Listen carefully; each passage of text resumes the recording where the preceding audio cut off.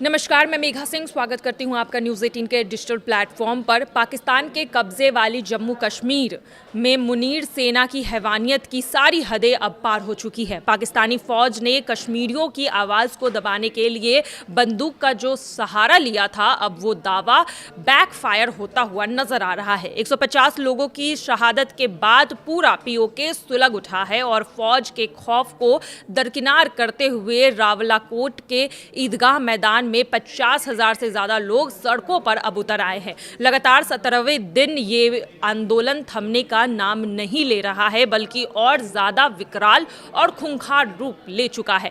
अवामी action committee ने यह साफ कर दिया है कि अब ये लड़ाई सिर्फ आटे और बिजली की नहीं है, बल्कि पाकिस्तान के अत्याचारी शासन के आज़ादी की बन चुकी है। और रावलाकोट का ईदगाह मैदान अब बन चुका है क्रांति का केंद्र।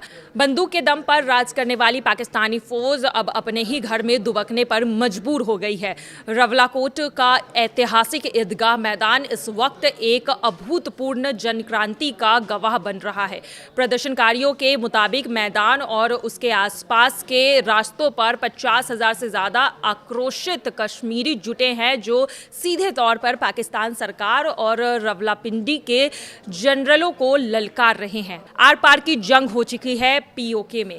आंदोलनकारियों का साफ कहना है कि आसिम मुनीर की गोलियां अब उन्हें डरा नहीं सकती है। जितने लोगों का फौज अब आसिम मुनीर लेकर आ रहे हैं, उससे अब यहाँ की जनता नहीं डरने वाली है। जितने लोगों पर फौज गोलियां चलाएगी, उससे दो गिने लोग अपनी जान की बाजी लगाकर सड़कों पर खड़े हो जाएंगे। 17 दिनों का ये प्रोटेस्ट है और 17 दिनों से सब कुछ ठप है पीओके में। लगातार 17वें दिन भी पूरे इलाके में चक्का जाम है। दुकानें, दफ्तर और बाजार पूरी तरह से बंद है। जनता ने पाकिस्तान सरकार को टैक्स देने और बिजली के बिल भरने से भी साफ मना कर दिया है। पाकिस्तान के पीओके को बनाया नरक। जी हाँ, आखिर ऐसा क्या हुआ है कि शांत रहने वाला ये इलाका अचानक ज्वालामुखी की तरह फट पड़ी है।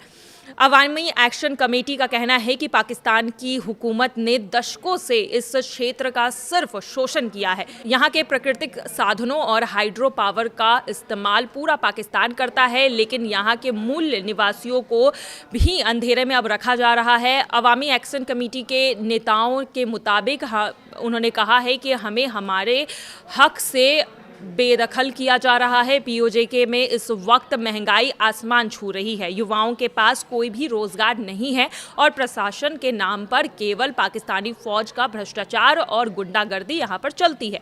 राजनीतिक अधिकार तो दूर, हमें अपनी बात शांति से कहने की भी आज़ादी नहीं है। पाकिस्तानी सेना के लिए सबसे बड़ी मुसीबत अब यह है कि वो अब अपने ही बुने हुए जाल में फंसती हुई नजर आ रही है। एक तरफ जहाँ बलूचिस्तान में महरंग बलूच की सजा के बाद पूरा प्रांत चक्का जाम और विद्रोह की आग में जल रहा है, तो वहीं दूसरी तरफ पीओके में 50,000 से ज्यादा लोग आजादी के नारे लगा रहे हैं। यानी कि पाकिस्तान की डूबती अर्थव्यवस्था और कंगाली के बीच फौज के पास अब इतने मोर्चों पर एक साथ लड़ने की ताकत नहीं बची है और आगे चलकर देखा जा रहा है कि ये विद्रोह लगातार बढ़ता जा रहा है। वहीं अगर बलूचिस्तान की बात करें तो लगातार बलूचिस्तान में 2025 से ही धमाके तेज हो गए थे। पाकिस्तानी सेना पर एक्शन शुरू हो गया था और अब पीओके में भी पाकिस्तान सेना के खिलाफ मोर्चा खोल दिया गया है। यानी कि दोनों तरफ से पाकिस्तान घिर चुका है और ऐसे में देखा जा रहा है कि वो दिन दूर नहीं है जब पाकिस्तान के एक बार फिर टुकड़े हो सकते हैं। फिलहाल की खबरों में आज के लिए बस इतना ही। बाकी की तमाम खबरों के लिए देखते रहिए न्यूज़ 18 का डिजिटल प्लेटफॉर्म। धन्यवाद।